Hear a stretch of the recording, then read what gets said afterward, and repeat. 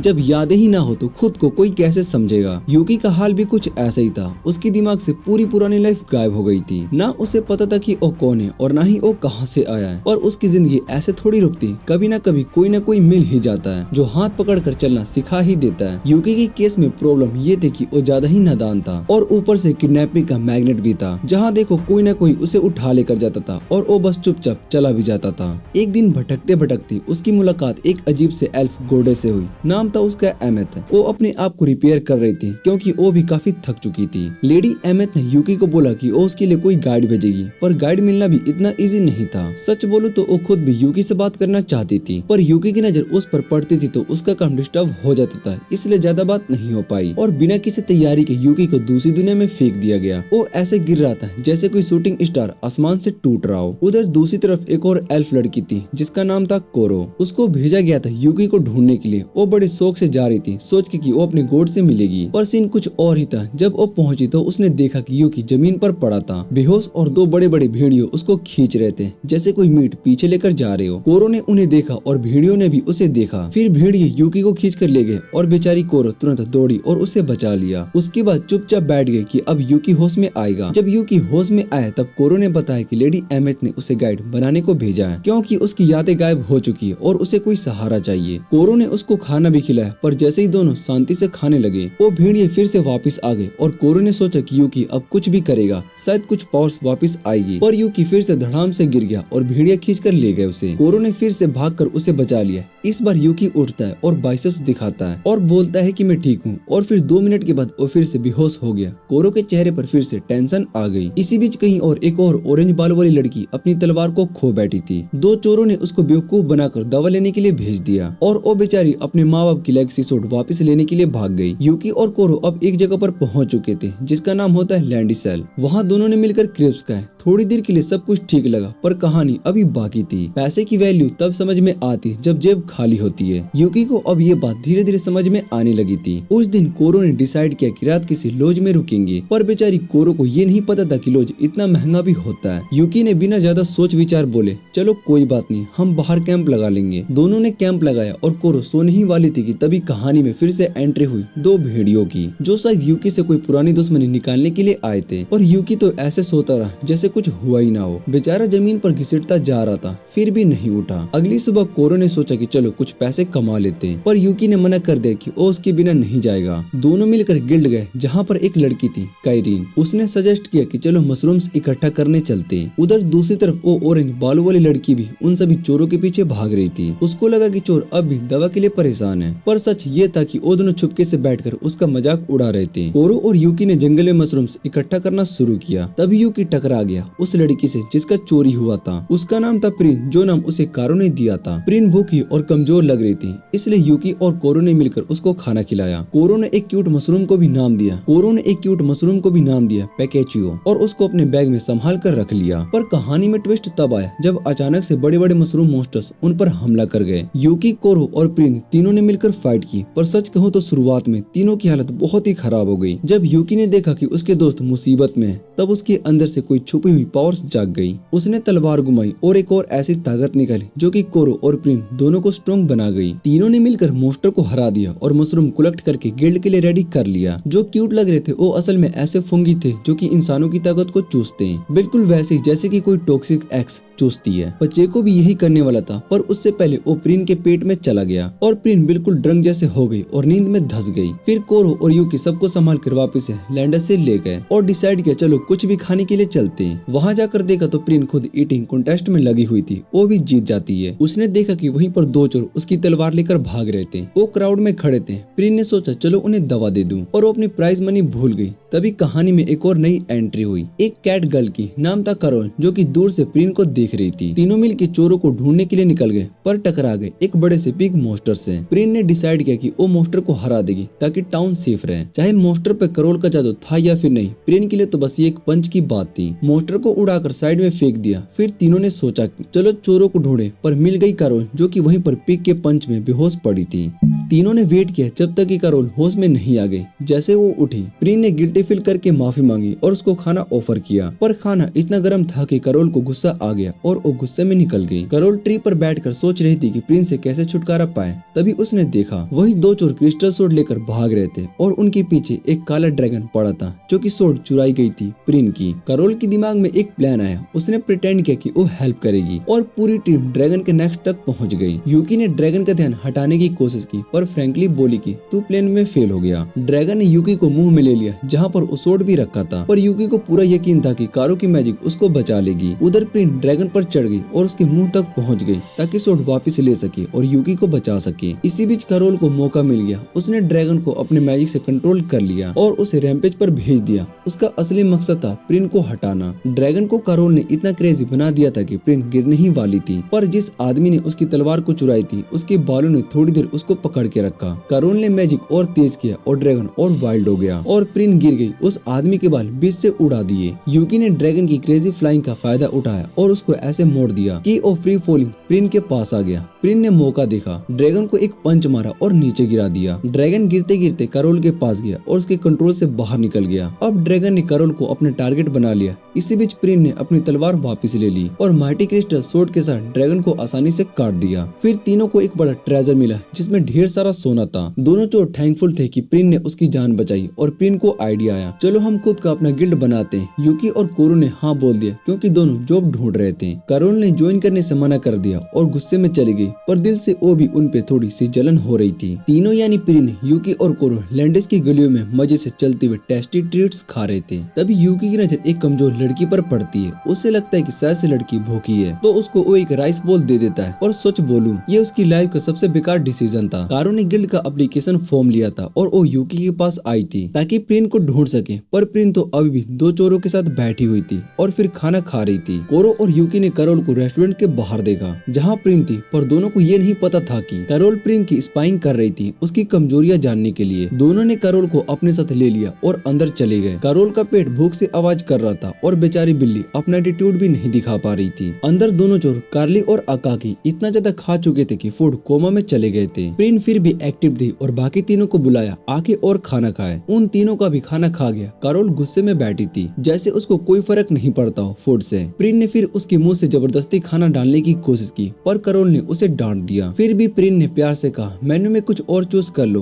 करोल ने कुछ ऑर्डर किया, पर ओनर ने सीधा बोल दिया इंग्रेडिएंट्स खत्म हो चुके हैं क्योंकि MS फूडिस प्रिन ने सब कुछ खा लिया है। करोल ने गुस्से में चिल्लाया, पर प्रिन ने ओनर से बोला, मैंने सुना है कि आपके सीक्रेट मेन्यू के बारे में कोई सर्व करो। जब खाना आया तो वो बग फूड था। सिर्फ करोल थी जिसने की फूड की अजीबियत पर सवाल उठाई। प्रिन ने फिर से करोल को टेस्ट करने को बोला और कारो और यूकी ने बिना सोचे समझे खाना शुरू भी कर दिया। बेचारी करोल सोख दी, पर इस बार प्रिन ने उसको जबरदस्ती टेस्ट करवा दिया और सोकेल ने फूड इतना अच्छा निकला कि कारोल ने भी फिर से सब कुछ साथ मिलकर खाने का डिसाइड किया। खाने के बाद जब चाय चल रही थी, कारो ने गिल्ड एप्लीकेशन का टॉपिक उठाया। प्रिन खुश हो गई, पर करोल को कोई इंटरेस्ट नहीं था और वो निकल गई। बाहर करोल ने ट्रे से एक टैंकी फ्रूट तोड़ा और सोचा कि बग फूड के साथ परफेक्ट कॉम्बो होगा। तभी एक अजीब औरत ने उससे बात की और बोला कि वो बस वेट कर रही थी कुछ इंटरेस्टिंग होने का। करोल ने ज्यादा बात नहीं की और वहाँ से निकल गई। नेक्स्ट डे प्रिन ने कारो और यूकी को बताया कि उसको वही रेस्टोरेंट में जॉब मिल गई है। कारो ने चुपके से गिल्ड एप्लीकेशन फॉर्म को पीछे पकड़ लिया। रेस्टोरेंट में प्रिन लोगों को सर्व कर रही थी और मजे में थी और कोरो और यूकी भी वहीं पर बैठकर अपना खाना एंजॉय कर रहे थे। करोल रेस्टोरेंट के बाहर चल रही थी और वो सोच रही थी कि उसके मास्टर ने बोला था कि पोकरो पर नजर रखो, अभी के लिए उसको मारने की जरूरत नहीं है। और करोल ने डिसाइड किया कि वो मास्टर की बात मानेगी। वो रेस्टोरेंट में गई और देखा कि प्रिन छोटी लड़कियों को बग फूड खिला रही है। करोल ने उसको डांट दिया। पीछे कोरो अपने हाथ में गिल्ड एप्लीकेशन फॉर्म लेकर हिल रही थी। करोल कोरो से कुछ बोलने वाली थी, पर तभी उसको याद आया कि वो यहाँ पर क्यों आई है। उसी वक्त रेस्टोरेंट के दरवाजे तोड़ते हुए एक मोटा आदमी बाहर आया और सबको गाली देने लगा जैसे वो कोई अपने आप बड़े शो का हीरो समझ रहा हो और उसको सारे फूड में से बस बग फूड ही ट्राई करना था। ओनर उस पर गुस्सा हो गया, पर मोटा आदमी ने उसको धक्का दे दिया। ओनर की मदद करते हुए प्रिन ने डिसाइड किया कि वो उसको खाना सर्व करेगी, चाहे उसने ये डिश पहली बार ही बनाई हो। करोल ने उसके खाने में फ्रूट जूस मिला दिया और जब मोटे आदमी ने खाया तो वो लिटरली स्वर्ग में पहुंच गया, पर एक्टिंग ऐसे की जैसे कि उसको पसंद ही नहीं आया। थोड़ी देर नौटंकी चलने के बाद प्रिन ने उसको रेस्टोरेंट से बाहर फेंक दिया। सब शांत हुआ तो करोल ने बोला, अब मैं तुम्हारे गिल्ड में ज्वाइन करने के लिए रेडी हूँ। चारों ने मिलकर अपना गवर्नमेंट गिल्ड रजिस्टर कर दिया, जिसका काम दुनिया भर के नए नए कुजीन्स और इंग्रेडिएंट्स ढूंढना था। वैसा काम जो कि हर किसी का सपना होता है। सब बहुत ही खुश थे कि अब उनका खुद का घर है, पर जैसे ही घर पहुंचे खुशी तुरंत डिसअपॉइंटमेंट में बदल गई। और सालों से सुना पड़ा था हर जगह धूल मिट्टी थी, कीड़े और सांप घूम रहे थे, पर सबने सोचा कि अब तो छत मिल ही गई, तो अब इस जगह को रहने लायक बना ही लेते हैं। सबने अपनी बात चढ़ाई और काम करना शुरू कर दिया ताकि ये टूटा फूटा घर एकदम से चमकता हुआ गिल्ड हाउस बन सके। साफ सफाई के बीच प्रिन ने एक बड़ी सी प्रॉब्लम को नोटिस की। कैरोल को समझ में नहीं आया कि क्या प्रॉब्लम हो सकती है जब पूरा घर ही एक प्रॉब्लम है। प्रिन ने बोला हमारे पास टेबल नहीं है जिस पर बैठकर हम खाना खा सके, और जब हमारा काम फूड रिलेटेड है तो ये बहुत ही बड़ी दिक्कत है। कैरोल ने बोला चलो टेबल खरीद लेते हैं, पर प्रिन ने कहा अगर मील्स एंजॉय करना है तो टेबल स्पेशल होना चाहिए, इसलिए मैं खुद टेबल बनाऊंगी। वो ट्री काटने लगी टेबल बनाने के लिए। तब कैरोल ने कैरोल को बताया कि वो घर के लिए जरूरी सामान लेने के लिए जा रही है। कैरोल ने इंश्योर किया कि रूम में कोई बग्स, स्नैक्स या फिर गोश्त ना हो, और फिर सफाई में लग गई, पक्का इरादा लेकर सब कुछ बिल्कुल क्लीन और परफेक्ट हो। कैरोल पूरे जोश में हर कोने को साफ कर रही थी। वहीं दूसरी तरफ कारो सामान लेने के लिए गई थी, लेकिन उसको ये देखना था कि सारा पैसा खत्म ना हो जाए। मार्केट में उसकी मुलाकात हुई सरा से,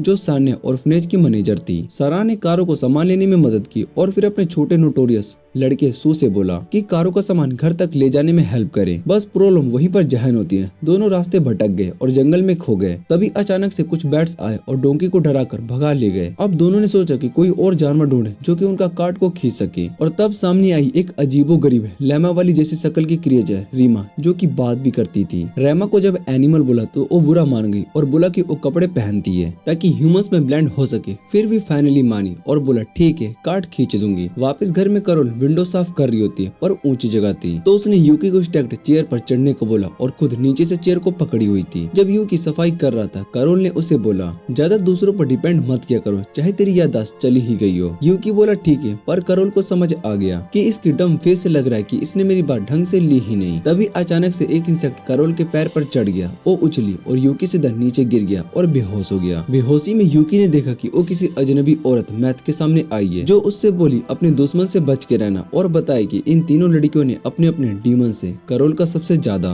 यूकी की आंख खुली और सोचा क्या अजीब सपना था भाई। घर में जब सब टेबल अंदर लेकर आ रहे थे तब रियलाइज हुआ कि प्रिन ने टेबल इतना बड़ा बना दिया है कि वो अंदर ही नहीं आ पा रहा है। तो ओब्वियसली प्रिन ने फिर से काम स्टार्ट किया तो टेबल ठीक करने का। इस बीच एक लड़की रीमा रास्ते में कुछ बैंडिट से लड़ रही थी और फिर खुद भी खाना खा के अपने ह्यूमन फॉर्म में ट्रांसफर हो गई, और घर में तीनों ने फाइनली पूरा घर चमका दिया। और तब तक कारो भी सामान के साथ वापस आ गई। चारों ने थोड़ा रिलैक्स किया और मिलकर शाम तक का टेस्टी डिनर किया। पूरे बिजी और काम का दिन खत्म हुआ, पर रात को यूकी बीमार पड़ गया, बुरी तरीके से कोल्ड हो गया उसको। कारो ने पुराने देसी नुस्खे लगाए और प्रिन ने उसको न्यूट्रिशन फूड देने की कोशिश की, पर भाई क्यों ये न्यूट्रिशन फूड्स बग से क्यों बना रहे। कैरोल का दिमाग फाइनली फट गया और बोली बस भाई इसको भी हॉस्पिटल लेकर चलते हैं। वो लोग सर्च करके एक हॉस्पिटल आ गए। वहाँ पर पहुंचकर देखा कि सारे हॉस्पिटल स्टाफ मैजिशियन की तरह ड्रेस्ड हैं। यूकी के दिमाग में यही चल रहा होगा कि आज तो लगता है कि कोई मैजिकल ट्रीटमेंट मिलने वाला है।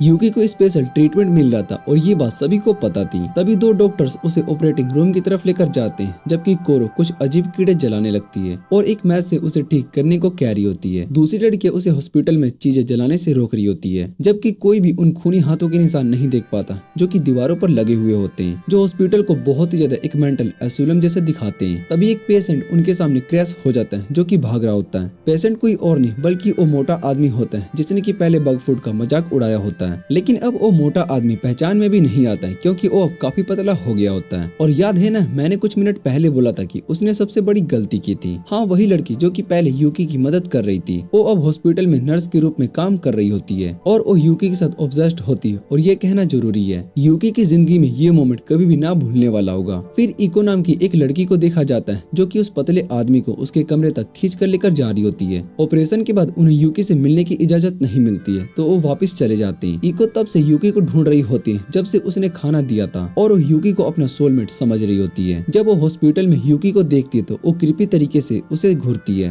और उसके साथ नहीं जाती, जिससे कि बेचारा यूकी काफी ट्रोमाटाइज हो जाता है। अगले दिन यूकी के दोस्त चिंतित हो जाते हैं और हॉस्पिटल के बारे में कुछ सुनी हुई बातें सुनकर वापस आ जाते हैं। पता नहीं कैसे पहले दिन सब रेड फ्लैग्स को इग्नोर कर दिया, लेकिन लगता है कि जैसे तुमने भी अपने एक्स के साथ कुछ ऐसा ही किया होगा। पीको ग्रीन के शक काफी बढ़ जाते हैं जब वो देख पाती है कि हॉस्पिटल की तीन लड़कियां ट्विलाइट गिल्ड की हैं। इरिको जो कि डिस्ट्रॉयर है, नाना जो कि कलेक्टर है और डॉक्टर मिज़ुको जो कि एक आंख वाला डेविल है, यूकी को बचाना चाहता है। लड़कियां हॉस्पिटल में स्नीक करने की कोशिश कर रही होती है, पर जब उन्हें इरिको उनके कमरे में नहीं मिलती तो वो डर के मारे जल्दी से वहाँ से भाग जाती है। इरिको यूकी को क्रस्ट एंगेजमेंट रिंग पहनाना चाहती है जो कि उन्हें हमेशा के लिए जोड़ देगा। ये मुझे होना चाहिए था, उसे नहीं, वो अपने आप से कहती है। कैरोल एक प्लान बनाती है ताकि कोरो बग्स को दूसरे रूम में लेकर जाए जिससे कि हॉस्पिटल में बदबू हो जाए। इरिके जब इसको सोर्स को ढूंढने के लिए निकलती है तो कैरोल और प्रिन उसे पीछे से बचाकर यूकी को निकालने में मदद करते हैं। लड़कियां स्टेयर केस में ट्रैप हो जाती हैं जहाँ पर एक तरफ इरिको आ रही होती है और दूसरी तरफ मित्सु। कैरोल अपने पेट दर्द का ड्रामा करके डॉक्टर को रोक लेती है, जबकि दूसरी लड़कियां विंडो के थ्रू भाग जाती है बिना समझे कि कैरोल ने इतनी बड़ी कुर्बानी दी है। यूकी को एक और डॉक्टर के पास लेकर जाया जाता है जो उसे कह रहा होता है कि उसे बस थोड़ा सा जुकाम हुआ था और रेसिस काफी अच्छी तरीके से ट्रीट हो गया है। जब वो जानता है कि यूकी को मित्सु ने ट्रीट किया था तो वो डॉक्टर उसे बताता है कि वो अच्छा डॉक्टर है, चाहे थोड़ा डरावना दिखता हो। ये सुनकर लड़कियां सोचती कि कैरोल को अगले दिन उठाना होगा। यूकी और कैरोल की तबीयत ठीक होने पर वो चार अपने पहले मिशन के लिए रेडी हो जाते हैं। कैरोल को तो पहले काफी रेजिस्टेंस होता है फिजिकल लेबर करने के लिए, लेकिन इमोशनल ब्लैकमेलिंग से वो मान जाती है। फॉरेस्ट और रिवर के पास सफर करते हुए वो चार डिसाइड करते हैं कि एक रात के लिए झील के पास कैंप करेंगे। चारों अपना खाना बनाने की तैयारी करते हैं जिसमें कुछ चीजें लानी पड़ती है। कैरोल पूरी कोशिश करती है फिश पकड़ने की ताकि इस बार कोई भी बग्स ना उठाए, लेकिन समंदर में कोई भी मछली नहीं मिलती। लेकिन कारो की नजर में काफी बग्स होते हैं। वो शिकायत करती है, तभी प्रिन फ्रूट्स और एक शिकार की हुई बर्ड साथ में वापस आती है और कैरोल को बचा लेती है। चारों मिलकर अपने लिए एक डिलीशियस मीट तैयार करते हैं और फीस्ट करते हैं। उसके बाद फ्रूट्स खाते हैं जो कि प्रिन लाई थी। कोरो एक मोमेंट के लिए रुकती है फ्रूट खाने से पहले, और ये सही बात थी क्योंकि अभी दूसरे दिन बस अपना फ्रूट बना रहे होते हैं। थोड़ा क्यूट था देखना जब कैरोल अपने नेमेसिस को हक करते हुए रो रही थी। पर अगले दिन जब सब उठते हैं तो वो देखते हैं कि यूकी ब्लैंकली उन्हें देख रहा है जब वो एक वुल्फ जैसे मॉन्स्टर के मुंह में था। ये सवाल कि वो मॉन्स्टर के लिए डिलीशियस क्यों माना जाता है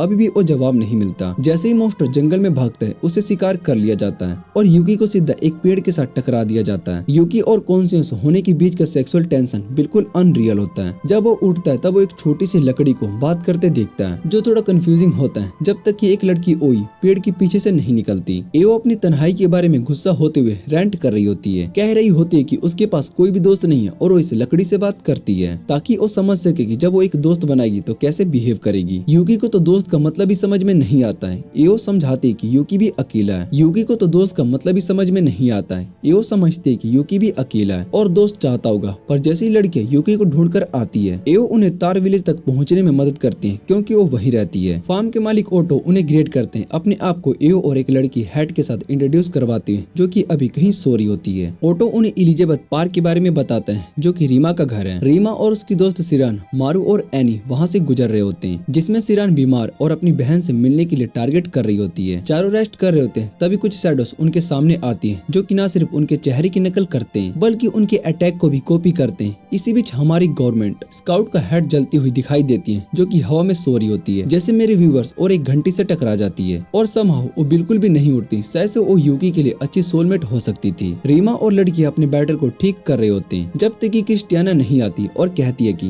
वो प्लॉट आर्मर का बीएस बंद करो और सबको अटैक कर देती है। क्रिस्टियाना वो लड़की जिसे कैरोल एक बार मिल चुकी थी। हेड जल्दी से सबको अपनी बहन सिरान के बारे में बताती है और कैसे वो एक्साइटेड थी उससे मिलने के लिए। ये सब तब हो रहा था जबकि सिरेन को अटैक किया और वो कमजोर हो गई थी जिसकी वजह से एक शैडो ने उसे मार दिया। सिरान शैडो के कंट्रोल में आ जाती है और हेड से माफी मांगती है, कह कर कि वो हमेशा उसे चिंता करवाती थी। जैसे ही सब हार्वेस्ट के लिए तैयार हो रहे होते हैं और जाने लगते हैं। हेड का उड़ा कोई मैजिक नहीं बल्कि एक सुपर पावर है। उनकी बातें तब रुक जाती है जब पूरा गांव रीमा, मारू और एनी के पास आकर इकट्ठा हो जाता है जो चोटों से भरे होते हैं और सबको बताते हैं कि उन्हें कुछ शैडोस ने अटैक किया और सिरान को खो दिया। सबने इसके बारे में अफवाहें सुन रखी थी लेकिन अब सबको खतरा बिल्कुल साफ नजर आने लगता है। हॉर्न चाहती है कि वो जल्दी से सिरान को बचाए जब एक बेकार ग्रुप डिसाइड करता है उनके साथ चलने का। सिरान को दौड़ती हॉर्न आसमान में उड़ती है ताकि कोई निशान न मिले। जब ही उसे एक तीर लग जाता है, तीर देखकर हवन अपने ख्यालों में खो जाती है जो बाद में सही साबित होती है। ये सच में सिरान ने उसे अटैक किया था, लेकिन ये बिल्कुल क्लियर है कि उनमें कुछ तो अजीब बात थी। जैसे अपने पिता की तरह चल रही थी, प्रिन जो कि थोड़ा दुखी थी डिसाइड करती है कि वो कैरोल को ढूंढे जो कि थोड़ा उदास थी। कैरोल को ये पता था कि शैडो कितना खतरनाक हो सकते हैं, पर प्रिन ने उसे थोड़ा चेयर अप किया। फिर प्रिन विलेज में जो कि शैडो अटैक कर रहे होते हैं उनसे लड़ने के लिए आ जाती है। इस बीच यूकी और बाकी सभी क्रिस्टियाना से टकराते हैं और एक इंटेंस फाइट में शामिल होते हैं। उन्होंने अपनी पूरी ताकत के साथ अटैक किया, लेकिन जैसे ही एक पत्थर को पहाड़ पर फेंकना हो, यूकी जो कि एक बार फिर से क्रिस ब्रेजरी का शिकार हो चुका था, तब उसे एक मैथ बुलाता है और वो बताता है कि अभी उनकी करंट ताकत से क्रिस्टियाना से लड़ना नामुमकिन है। वो अपने दोस्तों को तभी बचा सकता है जब वो अपनी प्रिंसेस नाइट पावर को जगाए। जैसे ही लड़कियां लगभग हार जाती है, यूकी उठता है, अपनी ताकत जगाता है। इसके बाद वो अपने दोस्तों की मैजिक एबिलिटीज को इंक्रीज कर पाता है, लेकिन उनकी कंबाइंड ताकत भी क्रिस्टियाना को हराने के लिए काफी नहीं होती। लेकिन उनका लगातार फाइट और यूकी की ताकत सब में भरने के बाद क्रिस्टियाना को यूकी के स्किल में रुचि आने लगती है और वो पीछे हट जाती है क्योंकि उसे उस दिन का काफी हो चुका था। एनी अपनी ताकत से थोड़ा पीछे हट जाती है क्योंकि कैरोल का मिशन उसे मार देना था और वो जानती थी कि शैडो को उसके बॉस ने भेजा था। उसे ये समझ में नहीं आ रहा था कि वो मदद करे या फिर नहीं, लेकिन उसने फैसला किया और शैडो को साथ मिलाकर मिटा दिया। दूसरी तरफ हैट सिरान को पकड़कर अपने शरीर में डाल लेती है ताकि उसे शैडो के पूरी तरीके से खाने से बचाया जा सके। थोड़ा मोटिवेट करने के बाद दोनों सुरान के शरीर से शैडो निकाल दिया, जिसे फिर कैरोल और प्रिन के कलेक्टिव अटैक से खत्म कर दिया। कितनी अजीब बात है ना ये। लड़ाई खत्म होने के बाद कैरोल को उसके मास्टर द्वारा बुलाया जाता है। उसे एक नई मिशन मिलती है जिसमें उसे यूकी पर नजर रखनी होती है प्रिन के साथ। लेकिन जब कैरोल दोनों के बेकार हरकतों को देखती है तो उसे समझ में नहीं आता है कि उन पर नजर क्यों रखी जा रही है। कैरोल तीनों से कहती है कि अगला क्वेस्ट ज्यादा अच्छा चुने, जो सिर्फ खाना ना दे, उससे अच्छा कि कोई अच्छा क्वेस्ट मिले। उन्हें 3 लड़कियां मिलती हैं जो कि एडवेंचर का अनुभव लेना चाहती है। वो उन्हें एग्री करते हैं और एक ऐसा मैप बनाते हैं जो कि उनके लिए सेफ हो। मैं तो समझता हूँ कि एक बेकार आइडिया किसका था, लेकिन उन्होंने डिसाइड किया कि यूकी को उनका लीडर बनाया जाए। अगले दिन उन्हें भेजने के बाद लड़कियां उनके पीछे छुपके से चलती है, सोचकर कि यूकी के साथ होने से उनका सफर सुरक्षित रहेगा। लेकिन ये सबसे बड़ी गलती थी क्योंकि यूकी उन्हीं के जैसा डंप है और उन्हें गलत रास्ते पर ले जाता है। बाकी सभी चुपकर यूकी को समझाने की कोशिश करते हैं, लेकिन यूकी का डम इस मैसेज को समझ नहीं पाता और उन्हें गहराइयों में जाने लगता है। पैकोरी ने उन्हें सही रास्ते पर डाल देने के लिए मोस्टर का कस्ट्यूम पहनकर डर दिखाने की कोशिश करती है, लेकिन किसी तरह वो लड़की जो कि मोस्टर को पंच कर देती थी, वो 3 छोटी लड़कियों के साथ हार जाती है। कैरोल और कोरो डिसाइड करते हैं कि वो रास्ते में आने वाले मोस्टर को चुपके से मार देंगे। और जैसे ही उन्होंने काम को खत्म किया, यूकी को इस तरह के एक बड़े परिंदे ने उठा लिया। ये लड़का हमेशा किस तरह मोस्टर के मुंह में आ जाता है। थोड़ी देर पहले वो एक और बीस्ट के मुंह में आता है। प्रिन बस दूसरे 2 लड़कियों को बड़ा परिंदा बताने आई थी, लेकिन यूकी को ऑलरेडी अबडक्ट हो गया था। छोटी लड़कियां डिसाइड करती कि वो परिंदे को फॉलो करके अपने मोस्टर को बचाएगी। 50 point for confidence, -50 point for obscurity. लड़कियां यूकी को बचाने के लिए आती हैं, लेकिन जैसे आप अंदाजा लगा सकते हो, इस बेकार ग्रुप के साथ उनका फेट भी वही होता है। 3 लड़कियों को परिंदा उनके बेहुदा फाइट के बाद अनकॉन्शियस ले जाता है और कोरो उनको ढूंढते हुए नेक्स्ट में आ जाती है। यूकी को पाती जो कि अनकॉन्शियस पड़ा होता है एक स्क्रू क्रो के साथ। उनको बताया जाता है कि उनके काम के दौरान जो राइस फॉर्म थे वो सब खत्म हो रहे थे इस परिंदे की वजह से। परिंदा उनके ऊपर अटैक करने के लिए आता है, लेकिन कैरोल अपने मैजिक से उसे रोक लेती है। कोरो चेयर करती है कि कैरोल अपने मैजिक से उसे मार दे, लेकिन कोरो बिल्कुल थकी हुई होती है क्योंकि पूरे दिन मोस्टर के लड़ने के बाद और कुछ न खाने की वजह से उसके पास कोई ताकत नहीं होती है। और अच्छा, कोरो भी कुछ अलग नहीं थी। प्रिन अपने कॉस्ट्यूम में लड़ती है, लेकिन वो भी भूखी होती है और ज्यादा कुछ नहीं कर पाती। अब परिंदा प्रिन को बहुत ही जोर से अटैक करता है, बल्कि दोनों लड़कियां डरी हुई होती है, लेकिन उन्हें पता चलता है कि सिर्फ कॉस्ट्यूम को ही नुकसान पहुंचा था। प्रिन जो कि अब कॉस्ट्यूम से बाहर निकल चुकी होती है, एक छोटी लड़की के बैकपैक में खाना देखकर अपनी भूख को मिटाती है और फिर भूख पूरी होने के बाद प्रिन आसानी से परिंदे को हराकर दिन का दिमाग जीत लेती है। छोटी लड़कियां उठकर ये समझती है कि उन्होंने परिंदे को हरा दिया और अपने ओवर कॉन्फिडेंस के बारे में बात करती है। बड़े लोग उन्हें ये प्रिटेंड करते हैं कि वो बिल्कुल सही है, लेकिन एक लड़की को लगता है कि सभी मोस्टर्स उनके जैसे ओल्डर एक्टिंग है और वो ये भी सोचते हैं कि यूकी ने प्रिटेंड किया था कि अब वो अबडक्ट हो गया था, जिसके लिए यूकी अपना थम्स अप दे देता है जिससे ये सच हो। यूकी, हम सबको ये अब समझ में आ गया कि अगर कोई भी जानवर हो तो सबसे पहले यूकी ही उसे जानेगा। कोरो शॉपिंग करते वक्त लॉटरी टिकट खरीदती है और अपनी किस्मत को आजमाती है कुछ जीतने के लिए। उसकी किस्मत भी साथ देती है और वो बीच ट्रिप जीत जाती है, जो कि काफी अच्छा वेकेशन टाइम है। हमारी गवर्नमेंट गिल्ड के लिए कैरोल को ये आइडिया बहुत ही बोरिंग लगता है, जबकि कोरो नर्वस होकर यूकी से पूछती है क्या स्विमिंग सूट उस पर ठीक लग रहा है, क्योंकि वो पहली बार पहन रही थी। ये थोड़ा अजीब है कि अपने मास्टर से वैलिडेशन चाहिए, लेकिन चलो चलो उसकी मासूमियत को समझते हैं। फिर वो यूकी से मदद लेती है और ठीक तरीके से तैरना सीखती है। अगले दिन सब बीच पर पानी में उतरने की तैयारी करते हैं, लेकिन करोल इससे बचती है। ये पता चलता है कि करोल को तैरना नहीं आता, तो प्रिन उसे अपनी छोटी रबर फ्लोटी पर क्रूज करवाता है। जब वो पानी के बाहर निकलती है तो प्रिन अपनी थकान एक्सप्रेस करती है, जो बाकी तीनों के लिए सरप्राइज होता है, क्योंकि उसे कभी भी इतनी जल्दी थका हुआ नहीं देखा गया। प्रिन उन्हें एक सीक्रेट बताती है, जो कि आर्मर वो पहनती है वो उसे जरूरी ताकत और एनर्जी देता है, इसलिए वो एक्स्ट्रा भूखी हो जाती है। करोल थोड़ा परेशान होकर पूछती कि उसने ये इतना बड़ा सीक्रेट उनसे क्यों शेयर किया, लेकिन प्रिन कहती कि वो उन्हें अपने ट्रस्टवर्दी दोस्तों की तरह समझती है। अब करोल के लिए एक गिल्ड ट्रिप का टाइम आता है। उनका ध्यान अचानक से एक लड़की पर जाता है, जो अपनी डोंकी कार्ट से वायलेंट तरीके से खेलती जा रही होती है। वो उसे बचाने के बाद पता चलता है कि सरा ने बेंच पर एक सेशनल फूड हॉट स्पॉट बनाया है। जब वो अपना खाना एंजॉय कर रहे होते हैं, करोल को पता चलता है कि कहीं पे कस्टमर्स काफी कम है और वो समझती है कि वो ज्यादा अट्रैक्ट हो रहे हैं किसी और फूड स्टैंड की तरफ, जो मर्क्यूरियस फाउंडेशन के कीनो से जुड़ा हुआ है। करोल को समझ में नहीं आता कि गर्मी में गर्म खाना क्यों अट्रैक्ट करेगा, लेकिन अकीनो उसके पास आकर उन्हें अमोइस बुला लेती है, ये कहते हुए कि ये नहीं समझ रही है। फिर वो सरा को अपना बिजनेस पार्टनर बनाने का ऑफर करती है। अकीनो के कंपेशन एयू को सराह बताती कि अकीनो उसे वैल्यू करती है, चाहे वो आर्गुमेंट लग रही हो। सराह को पता चलता है कि दोनों बचपन से एक दूसरे को जानते हैं। करोल को नोवॉइस बुलाया जाना काफी बुरा लगता है, इसलिए उसे पर्सनल लेती है, जो कि उनके लिए एक ट्विस्ट बन जाता है। वो उनके लिए एक यूनिक मेन्यू बनाए और कस्टमर को सराह के स्नैक्स हट की तरफ अट्रैक्ट करें। जैसे ही वो खाना ढूंढ रहे होते हैं, अकीनो के हट से ओकोरी को अकेला होने के बाद दर्द भूलने के लिए शराब पीने के लिए ले जाता है। ओकारी के कंपनी ने उसे ओकेन में डाल दिया, ये समझ के कि उसे बहलाकर वो उसे होशियार करेगा, लेकिन वो ये नहीं जानते थे कि ये जगह स्विमिंग के लिए मना है और यहाँ पर क्यूबिड मोस्टर भी है। एक स्क्विड मोस्टर ने अभी यूकारी को पकड़ लिया, लेकिन यूकारी को इसका कोई अंदाजा नहीं है। वो बस अपनी इंजॉय राइड का मजा ले रही है, जबकि स्क्विड उसे हिलाते जा रहे होते हैं।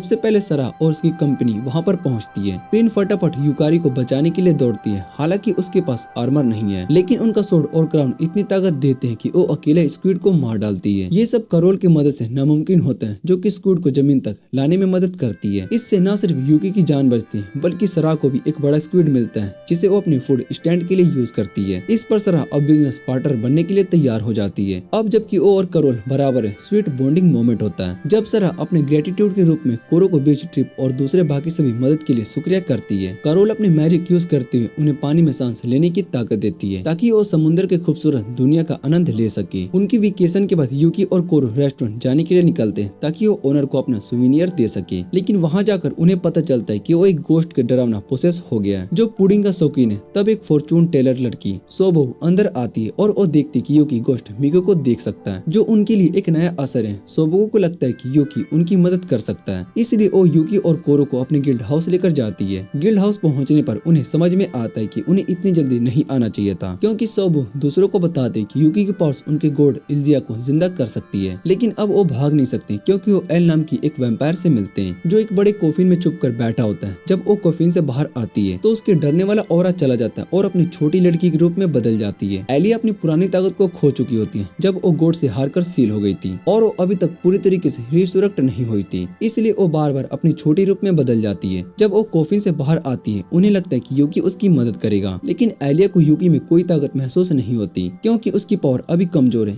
इसलिए उनके मिनियर्स अभी उनसे बात नहीं सुनते। लेकिन बिना समझे यूकी की पावर्स एक्टिवेट हो जाती है और इलिया को अपनी असली फॉर्म में बदलकर एक पावरफुल ऑरा रिलीज होती है, लेकिन बस थोड़ी देर के लिए, क्योंकि वो फिर से छोटी लड़की में बदल जाती है। यूकी और कोरो बाहर निकलने वाले होते हैं कि मिको उनका रास्ता रोक लेती है, क्योंकि उन्होंने उनकी पुडिंग को गिरा देती है। अब करोल उनके घर पर आने का इंतजार कर रही होती है, लेकिन जब वो गोश्त और शिबू के साथ वापस आते हैं तो करोल को डर लगता है। अब करोल, यूकी और कोरो इंटेंस प्रेशर का सामना करना पड़ता है। यूकी उन्हें मिको के लिए परफेक्ट पुडिंग बनानी होती है, जबकि असली कुक मार्केट में शॉपिंग कर रही होती है और सीएस की माँ की मदद कर रही होती है। ये मोमेंट किसी भी मास्टर शेफ फिनाले से ज्यादा इंटेंस हो जाता है। जब प्रिन घर वापस आई तो देखा कि उसके सारे दोस्तों को किसी ने पुडिंग में बदल दिया था। सब टेबल पर पड़े थे, जैसे कोई डिजर्ट की प्लेट हो, और एक भूत उनके ऊपर चम्मच लेकर बैठा था, जैसे अभी सभी को खा जाएगा। प्रिन ने उसे रोका और वो कहा कि वो सबसे बेस्ट पुडिंग बना के देगी। उसने वैसा ही किया। जैसे उसकी पुडिंग सबने टेस्ट की, सब एक एक करके वापस से इंसान बन गए। मिको भी वैसे ही आई और जाने ही वाली थी कि प्रिन कैजुअली बोलती है कि वैसे उसमें बग्स डाले थे,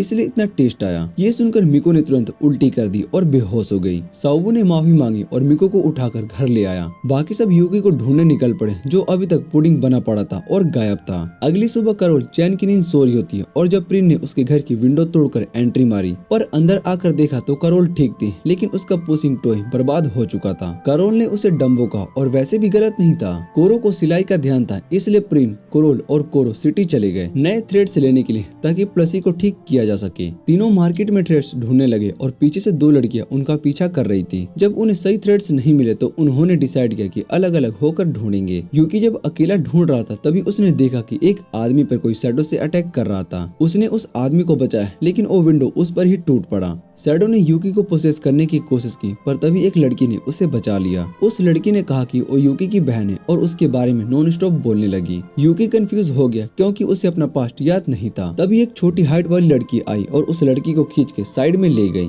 वो दोनों एक एली में गई, जहाँ पर इनो छोटी वाली लड़की गुस्सा हो गई और बोला कि उनका काम सिर्फ यूकी पर नजर रखना है और शैडो को हैंडल करना था। लंबी वाली लड़की चीरू सॉरी बोलती है कि वो यूकी को देख के कंट्रोल नहीं कर पाई। रीनो जिद करती कि उसने अभी अपने भाई से बात करनी है। उसने जैसे ही बोला, चीरू ने उसके सर पर इतना जबरदस्त हिट बट मारा कि रेनो घूम गई और भूल गई कि वो क्या कह रही थी। फिर दोनों वापस अपना काम करने निकल गए। करोल खुशी खुशी फ्लावर्स को लेकर अपनी क्वीन को रिपोर्ट देने जाती है, पर कैसल पहुंचने पर थ्रोन खाली होता है और नीचे से आवाज आती है। जब वो नीचे जाकर देखती है तो उसकी क्वीन एक शैडो को मास्क पहना रही होती है। मास्क पहनते ही वो शैडो बदल जाता है और नए तरीके से पावर एक्टिवेट कर लेता है। रानी उसे कहती है कि जाकर उसके काम को संभाले। जब करोल अपनी मेजेस्टी के पास जा रही होती है और हाथ में फूल लेकर जा रही होती है, तभी रानी उससे कहती कि अपने गंदे फूल यहाँ मत लाया करो। ये सुनकर करोल का मूड बहुत ही खराब हो जाता है। छोटी सी लड़की का दिल टूट जाता है और दूसरी तरफ यूकी और कोरो मिलते हैं और कुछ खाने का प्लान बनाते हैं। कोरो जैसे ही फाउंटेन पर यूकी के शर्ट की दाग को साफ करने के लिए पानी लेने जाती है, तभी रेनो आती है और कहती है कि अपने भाई की इतने करीब मत हो।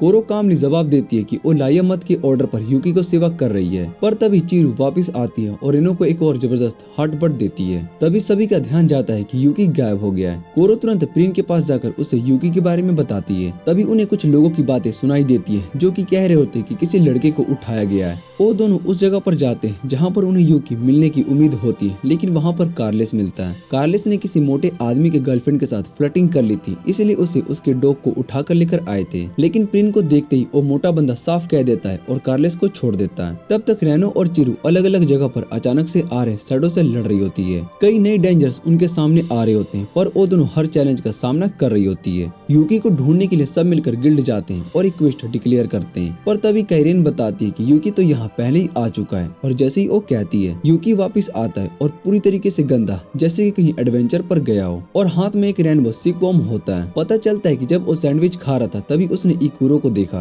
और उसे बचाने के चक्कर में भाग गया। भागते भागते उसे रेनबो सिकवॉर्म्स का क्वेस्ट मिल गया। उसने सोचा ये ट्रेड मटेरियल के काम आएगा, इसलिए वो अकेला निकल पड़ा। सबको लगता है कि अब वो थोड़ा समझदार हो गया है पहले के कंपैरिजन में। जब सब बाहर बैठे होते हैं, रेनो और चिरू खुश होती है कि उनका भाई अब भी उतना ही काइंड है और अच्छे दोस्तों के साथ साफ है। फिर वो दोनों अपनी राह पकड़ लेती है। कारोल जब घर लौट रही होती है तो उसके दिमाग में वो नए शैडोस घूम रहे होते हैं जो उसने अपनी रानी के साथ देखे थे। उसके मन में डाउट आता है कि क्या वो जो कर रही है वो सही है। वो झूठी मुस्कान के साथ घर में एंटर करती है, लेकिन घर का माहौल भी उसके मूड की तरह ही उदासी से भरा होता है। तभी उसके दोस्तों की आवाज आती है जो कि उसका पुलिस लेकर खड़े होते हैं, पूरा सही सलामत। ये देखकर कारोल का मूड सच में बहुत ही ठीक हो जाता है। उस रात प्रिन को एक बहुत ही बुरा सपना आता है जिसमें उसके पेरेंट्स उसको पहचानने से इनकार कर देते हैं। अगली सुबह कैरोल को ब्रेकफास्ट में कुछ अजीब लगता है। जब टेस्ट करती है तो समझ में आता है कि खाने में वो लग्जरी मिसिंग है जो कि पहले होती थी। प्रिंस सबको बताते कि एक मोस्टर के बारे में जो कि सिटी के ट्रेड रूट को ब्लॉक कर रहा है, जिसकी वजह से सामान की सप्लाई रुक गई है।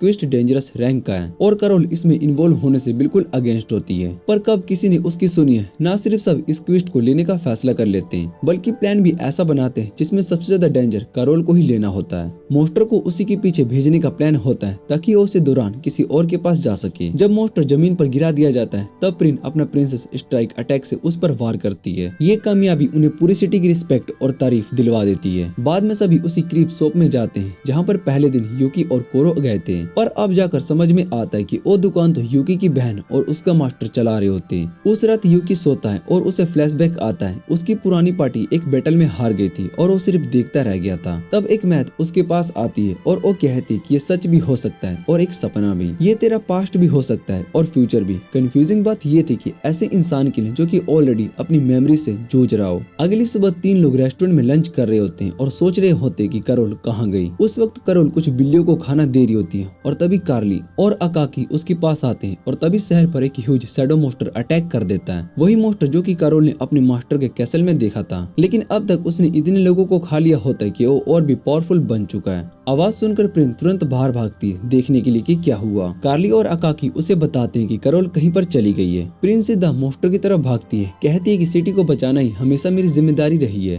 वो कुछ लोगों की जान बचाती है और मोस्टर के सामने खड़ी हो जाती है, लेकिन मोस्टर बार बार रीजनरेट हो जाता है और हर अटैक के बाद और ज्यादा स्ट्रॉन्ग हो जाता है। तभी करोल जो कि चुपके से सब कुछ देख रही होती है अचानक से भागकर बाहर आती है। प्रिन के लिए चिंता में मोस्टर सीधा करोल की तरफ बढ़ता है। प्रिन बिना सोचे समझे उसके सामने आ जाती है, अपने आप को उसके लिए सेक्रीफाइस करने के लिए। तभी यूकी और कोरो भी वहाँ पर आ जाते हैं और मोस्टर एक बार फिर से प्रिन और करोल दोनों पर अटैक करता है। गिरते वक्त करोल को लगता है कि अब सब कुछ खत्म हो गया, लेकिन उसका पाँव एक पत्थर के नीचे फंसा होता है। वो सेफ होती है, पर क्यों? क्योंकि प्रिन उसके ऊपर शैडो की तरह छा गई थी। उसने पत्थर और मोस्टर के अटैक के बीच करोल को प्रोटेक्ट किया। मोस्टर उसके बैक पर पंच करता है, लेकिन प्रिन खड़ी रहती है और अपना शोल्डर ग्राउंड करोल को दे देती है ताकि वो सेफ रहे। प्रिन उस शैडो मोस्टर की तरफ बढ़ती है, उसको अटैक करने के लिए रेडी होती है। करोल अपनी बची हुई सारी हिम्मत जोड़कर प्रिन को रोकने की कोशिश करती है, क्योंकि वो नहीं चाहती कि प्रिन उसके लिए अपनी जान दे दे। एक फाइनल इम्पैक्ट के साथ मोस्टर के चेस्ट का एक हिस्सा उड़ा दिया जाता है और प्रिन जमीन पर गिर जाती है, बिल्कुल निषाद, जैसे उसमें कोई जान ही ना हो। करोल रो पड़ती है, उसे गिल्ट होती है कि हर बार प्रिन उसके लिए सब कुछ रिस्क दे देती है, जबकि खुद करोल ने कई बार प्रिन को छोड़ देने का सोचा था, लेकिन फिर भी हर बार तुम ही उसके लिए लौट कर आई, अपनी मेजेस्टी के मोस्टर के सामने खड़ी हो गई। तो तुम इतनी बुरी भी नहीं हो जितना कि तुम खुद को समझती हो। मोस्टर फिर से रीजनरेट होने लगा। यूकी अपनी पावर यूज करने की कोशिश करता है, लेकिन उसी वक्त उसके पास्ट की यादें उसके दिमाग पर हमला कर देती है। उसके पैर डगमगा जाते हैं और वो कमजोर पड़ जाती है, लेकिन किस्मत से सभी लोग एक अलग ही जगह पर टेलीपोर्ट हो जाते हैं। मोस्टर के आसपास दीवार जैसे स्ट्रक्चर्स उड़ जाते हैं। यूकी एक औरत से मिलता है, वही जो क्रिप शॉप पर चलती थी।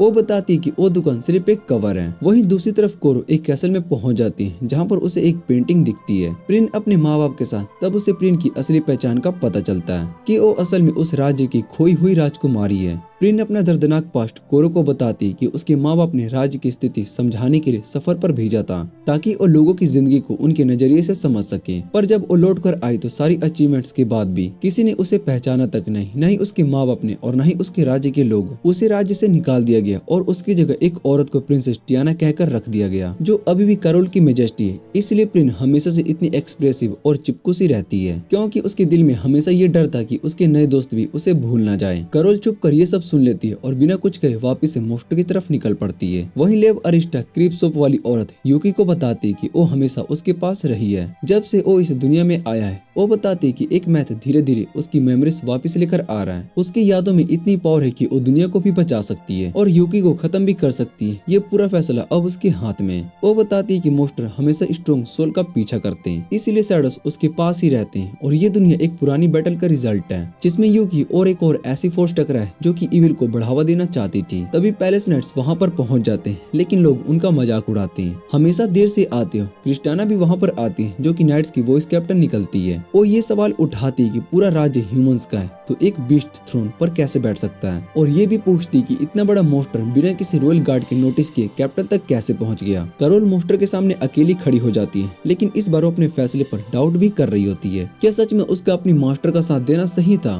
प्रिन करोल के पास आती है उसे बचाने के लिए और कहती कि हो सकता है कि वो थोड़ी सेल्फिश हो, लेकिन वो चाहती कि करोल उसके साथ मिलकर मोस्टर को हराए। करोल उसे स्टूपिड कहकर टोंट करती है, लेकिन फिर भी उसकी मदद के लिए तैयार हो जाती है। जब ककुआ दूर से ये सब देख रहा होता है, वहीं लिबिस तो यूकी को बताती है कि लैब्रिनथ के सभी लोग उसके दोस्तों को बचाने की कोशिश करेंगे, लेकिन यूकी खुद अपने दोस्तों की रक्षा करना चाहता है। जैसे ये होता है, रेनो और चिरो लेवरियोस से कांटेक्ट करते हैं और पूछते हैं कि क्या उन्हें यूकी के बातों की मदद के लिए कुछ कहना चाहिए। लेकिन लेवरस उन्हें मना कर देती है और खुद यूकी को लेकर उस जगह टेलीपोर्ट हो जाती है जहाँ लड़कियां मॉन्स्टर से लड़ रही होती है। यूकी हवा में टेलीपोर्ट होता है और मॉन्स्टर उस पर सीधा अटैक करता है। तब यूकी अपनी असली पावर जगाता है जिसमें सभी पार्टी मेंबर्स मिलकर एक जबरदस्त अटैक करते हैं और मॉन्स्टर को एक पावरफुल बो में उड़ा देते हैं। मॉन्स्टर खत्म होने के बाद सभी लोग वापस से अपनी दुनिया में लौट आते हैं जहाँ लोग उनकी गायब होने की वजह से परेशान थे। जब वो अचानक से रेस्टोरेंट के अंदर गिरते हैं तो सभी उन्हें देखकर खुशी से उनके पास दौड़ते हैं और चिल्लाते हैं कि तुम सब ठीक हो, वापस आ गए। एनी कैरोल को जोर से गले लगाती है और वो कहती है कि वो उसे कितना प्यार करती है और पहली बार कैरोल भी उसे गले लगाती है। ये उनकी जर्नी का अंत नहीं था बल्कि एक नए और ज्यादा खास सफर की शुरुआत थी। अब ये सभी मिलकर अपने गवर्नमेंट गिल्ड के लिए नए नए मिल्स एक्सप्लोर करने निकलते हैं। अगली सुबह का सीन बहुत ही लाइट और डिलाइटफुल टोन में है। यूकी की मॉर्निंग रूटीन, कोरो की तैयारी और हमेशा सोती रहने वाली कैरोल का स्लो मोशन जागना। प्रिन एक बिल्डिंग के टॉप पर खड़ी होती है और प्यार भरी नजर से लेडीज का राज्य देखती है। ब्रेकफास्ट के टाइम कोरो एक पुराने खजाने जैसे मैप का जिक्र करती है जिसमें एक फ्लैप्ड सीजनिंग का लोकेशन लिखा होता है। उनका गिल्ड जो कि दुनिया भर के स्वाद और डिशेस को ढूंढने के लिए बना है, उसके लिए ये एक परफेक्ट क्वेस्ट है और वो इस चैलेंज को खुशी खुशी एक्सेप्ट कर लेते हैं। लेकिन इस लेजेंडरी सीजनिंग तक पहुंचने का सफर आसान नहीं होने वाला है और जैसा कि तुम्हें याद होगा यूकी और भेड़िए का रिश्ता अभी बहुत ही अच्छा है और हाँ वो आज भी नहीं बदला। पहले वो देखते हैं कि वो फ्रेंडली है लेकिन वो सब एक ट्रिक थी। फिर वो लोग एक गाँव पहुँचते हैं और एक विलेजर से पूछते हैं क्या उन्हें मैप के बारे में कुछ पता है। वो कहता है कि मैं कोई डोरा द एक्सप्लोरर नहीं हूँ,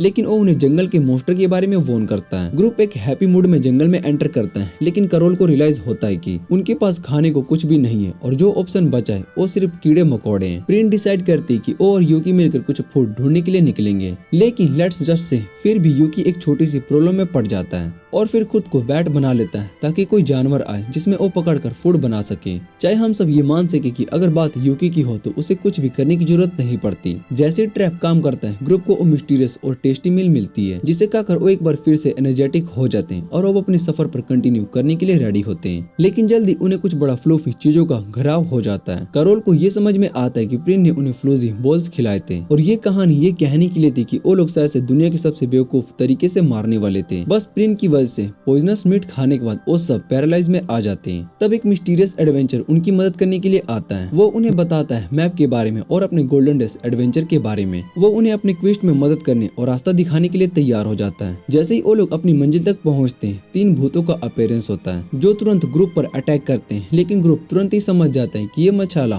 पुराना एडवेंचर का पुराना गिल्ड है और वो डिसाइड करते हैं कि उन्हें शांति देने के लिए उन्हें शांति दे देना चाहिए। जबकि मिशन पूरा नहीं हो पाता है और कुछ हंसी मजाक मिसेव की वजह से वो सभी एक इम्पोर्टेंट लेसन सीखते हैं। एडवेंचर का मजा सिर्फ क्वेस्ट को पूरा करने में नहीं आता बल्कि उनके यादों और सफर का भी है जो अपनी पार्टी के साथ बनाई जाती है। अगर मैं होता तो मैं तो बस ट्रेजर ही चाहता। लेकिन जो भी हो, गैंग की ये एडवेंचरिंग काफी इंटरटेनिंग होती है। यूकी जो कि हमेशा क्लूलेस होता है, वो एक बार फिर से उन वुल्फ के साथ ही था जो उन्होंने सफर के शुरुआत में देखे थे। इस बार यूकी ने डिसाइड किया कि वो उन वुल्फ से लड़ने की बजाय उनसे दोस्ती करना चाहेगा। ये एक छोटी सी इंडिकेशन होती है। अपनी टीम विटन होने के बावजूद यूकी धीरे धीरे कैरेक्टर डेवलपमेंट से गुजर रहा है। बाकी ग्रुप के लोग बस अपनी क्लूलेस और फनी बिहेवियर में चलते रहते हैं। कैरोल अपनी नैगिंग एटीट्यूड को जारी रखती है और कोरो अपनी केयरिंग नेचर को दिखाता है और पैकोरिनो अपनी इनसेसिबल एपेटाइट और केयर फ्री प्रिंसेस डेमोनियर में मस्ती करता है। कैरोल अपनी डबल लाइफ को जारी रखता है, अपने मास्टर को सीक्रेटली उन्हें एक्टिव के बारे में रिपोर्ट करते हुए। लेकिन कैरोल खुद को कंफ्यूज फील करती है अपनी असली आइडेंटिटी को लेकर। क्या वो एक स्पाई है या फिर प्रिंसेस नाइट? ये डिलेमा उसकी कहानी को इंटरेस्टिंग बनाता है जो कुछ रैनिस की रन में प्रिंसेस स्टोरी जैसा है। इस बीच यूकी एक शॉप में सिल्ड थ्रेड्स डिलीवर करने के लिए जाता है और हाँ, एक बार फिर से पकड़ा जाता है। दूसरी तरफ प्रिन और कोरो बात कर रहे होते हैं लैन के बारे में जिसका असली राजा और देश की रानी है। फिर दोनों एक शॉप के अंदर आ जाते हैं जहाँ पर उनकी नजर पड़ती है यूकी पर, जो कि उसी वक्त एक लड़की के कपड़ों में। उसे सजाया है एक आइडल करीमन है जो कि एक ऐसी गिल्ड मेंबर है जिनके पास सिंगिंग, डांसिंग और फाइटिंग